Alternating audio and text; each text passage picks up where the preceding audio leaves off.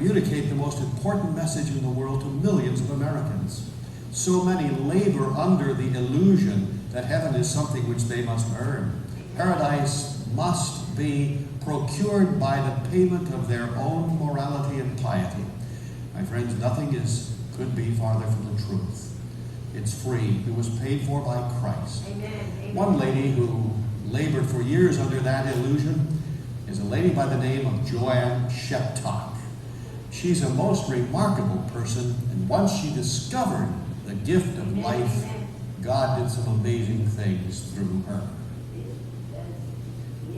I believe that my fear of hell came from my teaching as a little child growing up in the catechism class. All I knew to do was to do good works and try to please God, so that maybe I would find favor with God then, and He would deliver me from going to hell for all eternity.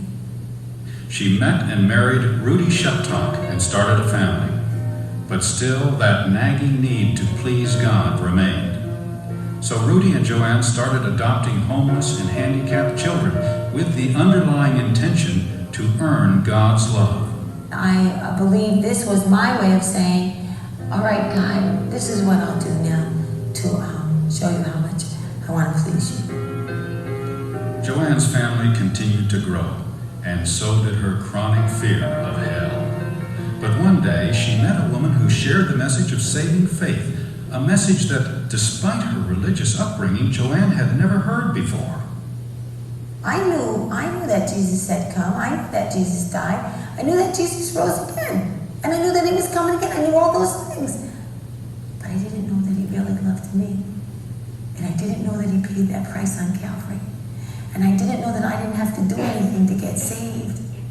A new life with new motivation started for Joanne and Rudy as they discovered that God's love and acceptance does not need to be earned. They continued to adopt homeless children with new motivation out of gratitude and love for a God who paid it all. Lord, we just thank You for all this food and the way You supply it so abundantly, just like Your word says. Today, the Sheptocks have a family of 33, a family that Joanne believes would not have been the same if she had never come to the understanding of saving faith. I would never have adopted all these children. I know I wouldn't. I would never have chosen, certain children. And if I did, not knowing some of the difficulties that they would have, I would never have kept them. And that's the truth. But because I know that God kept me, and look at all the, I can look at myself then and really realize what shortcomings I have, and how needy I am, and how many things I can't do, and how much I need from God, and see that they're no different than I am, and I'm no different than they are. Well, I think some of the biggest problems that some of my children have are rejection. Some of my children need to overcome so much bitterness and resentment and anger because of who they are. They're not really happy with who they are. And God is dealing with all of that. And it just takes a long, long time sometimes.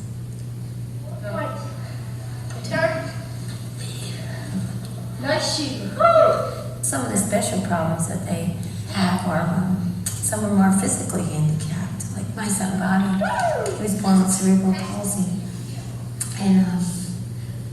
And he had so many difficulties, growing up. He grew up mostly in an institutional type setting. And now, what a difference in that little boy after several years. But if he would have spoken to me years ago, I would say, oh my gosh, is he ever going to change? And God would say, yes, he is. Yes, he is. Just keep on keeping on and just keep on believing. So Bobby is a whole different person now, and it's really a joy. My little son John, he doesn't have any arms, and he has a short right leg. And sometimes it's really difficult to watch how frustrated he gets. But then you got to remember that he was created for the honor and glory of God.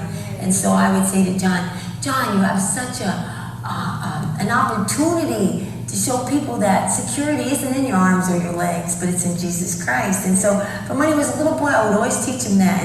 And then people would say, well, where are your arms? You know, especially kids in school, they would always be looking up the sleeves and, you know, and asking John where's arms. He said, they're in heaven and Jesus has them. And as soon as I go to heaven, he's going to give them to me on my way up. Getting 30 children out the door in the morning is a miracle, and it really is a miracle. It really is a miracle. I think it is anyway. And the way that I do it is I just do what's in front of me. I do one thing at a time, and I just do what's right in front of me. And the question I'm always asked is, how do you ever have enough time for each one? How do you ever give enough, you know, to each one?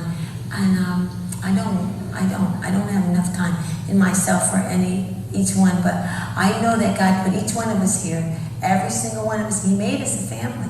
We can prove to people that with God all things are possible. You see, that's the biggest joy I have, because from the very beginning, everybody would say to me, it's never going to work. You're never going to be able to live like that. You're never going to be able to put all those different personalities and all those different colors and all those different cultures in the same house and have it work. You know, it will never work. How are you ever going to support that whole household? How will you ever take care of anything? And because I knew God put it together, I told him that, you know, it would work and that God would use this family to show people that with God all things are possible. And that's the only way, and he did. And he is.